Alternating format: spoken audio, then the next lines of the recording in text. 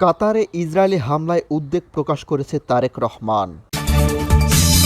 যে কৌশলে ডাকসু জিতল শিবির জানালেন রাশেদ খান।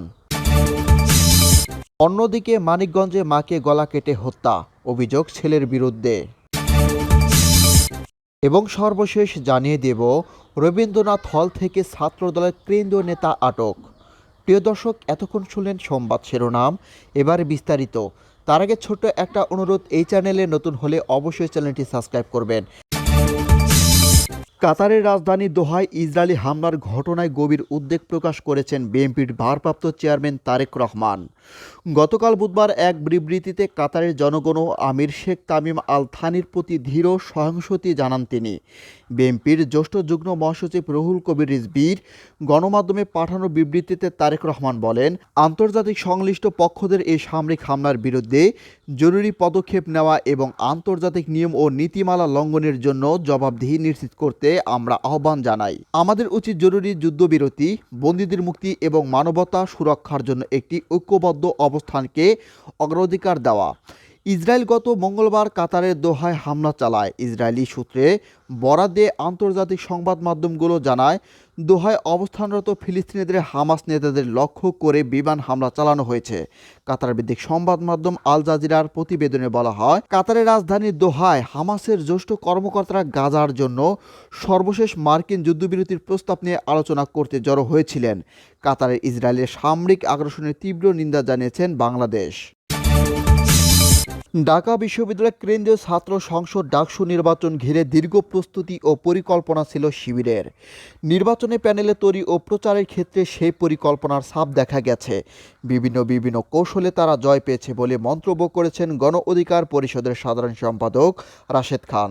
তিনি ডাকসু জয়ে শিবিরের কৌশলকে প্রাধান্য দিয়ে বলেন, শিবির দীর্ঘদিন ধরে শিক্ষার্থীদের সঙ্গে সম্পর্ক বজায় রেখেছিল। রাশেদ খান বলেন, 2019 সালে যে ডাকসু নির্বাচন হয় সেখানে আমি জিএসসি প্রার্থী হিসাবে নির্বাচন করি এবং বিপিজিএস সহ আমরা 11টি পদে জয়ী হই। যদিও শুধুমাত্র 2টি পদে ঘোষণা করা হয়, ভিপি এবং সমাজসেবা সম্পাদক পদে। তো যাই হোক, যে কারণে এই নির্বাচন দেখার অভিজ্ঞতা আমার আছে। 2019 সালে যে নির্বাচন সেটা অত্যন্ত জঘন্য নির্বাচন ছিল। তিনি আরও বলেন, এই নির্বাচন কিছু আচরণবিধি লঙ্ঘন হয়েছে, কিন্তু ভোটে কারচুপি হয়নি। শিবিরের জয়ের জন্য কৌশল ছিল দীর্ঘদিনের ফ্যাসিবাদীদের আমলে ছাত্রদল ক্যাম্পাসে মাঝে মাঝে ঢুকতে পেরেছে, কিন্তু ছাত্র শিবির একদমই পারে নাই। বলা যায় এক প্রকার নিষিদ্ধ ছাত্র শিবিরের রাজনীতি ছিল।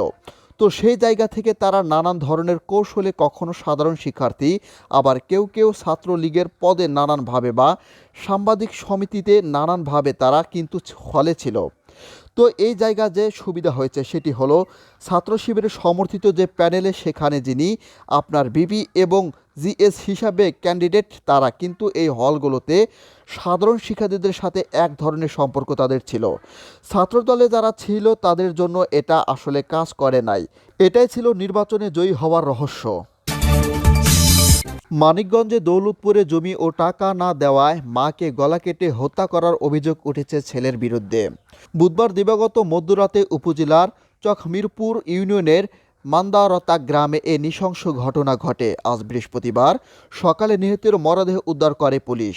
ঘটনার পর থেকে পলাতক নিহতের বড় ছেলে রবি ভদ্র। হত্যাকাণ্ডের বিষয়টি নিশ্চিত করেছেন দৌলতপুর থানার ভারপ্রাপ্ত কর্মকর্তা আলম মামুন।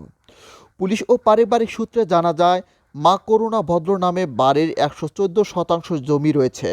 পোস্ট অফিসে টাকা জমা আছে প্রায় 9 লাখ। এই টাকা ও জমি লিখে দেওয়ার জন্য মাকে অনেকদিন ধরেই চাপ দিয়ে আসছিল লিভারজনিত রোগে গুরুতর অসুস্থ রবি ভদ্র। এ নিয়ে মা ও ছোট ভাইয়ের সঙ্গে দ্বন্দ্ব দেখা দেয়। গত বুধবার এ নিয়ে তাদের মধ্যে কথা কাটাকাটি হয়। রাতে মা করুণা ভদ্র তার 6 বছরের নাতিকে সঙ্গে নিয়ে ঘুমিয়ে পড়েন। পাশের রুমে স্ত্রীসহ ঘুমিয়েছিলেন বড় ছেলে রবি ভদ্র। রবি ভদ্রের স্ত্রী জয়া ভদ্র জানান, মধ্যরাতে মেয়ে কান্নার আওয়াজ শুনে তিনি পাশের রুমে যান। ঘরের বাতি জ্বালিয়ে দেখেন মেয়ের শরীর রক্তে ভিজে আছে। পাশে পড়ে আছে শাশুড়ির গলা কাটা মরদেহ। এ সময় তার স্বামী ঘরে ছিল না। বারান্দার ঘেটে বাইরে থেকে তালা লাগানো ছিল বলেও জানান তিনি।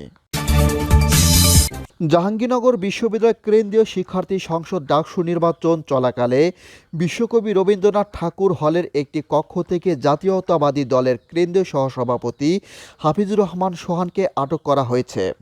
অবৈধভাবে অবস্থানের অভিযোগে তাকে আটক করা হয়েছে বলে জানিয়েছে বিশ্ববিদ্যালয় প্রশাসন। বৃহস্পতিবার বেলা 11টার দিকে হলের একটি কক্ষ থেকে তাকে আটক করা হয়। আটক ছাত্রদল নেতা সোহান কেন্দ্রীয় ছাত্রদলের সহসভাপতি দায়িত্ব পালন করেছিলেন।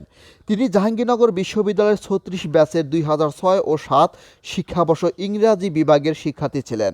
নির্বাচনের আচরণবিধি ভঙ্গ করে হলে অবস্থান করার বিষয়ে সোহান বলেন, গতকাল আমি ক্যাম্পাসে এসেছিলাম, কিন্তু হঠাৎ শরীর খারাপ হওয়ায় রাতে এখানেই থেকে যায়। এছাড়া অন্য কোনো উদ্দেশ্য ছিল না আমার।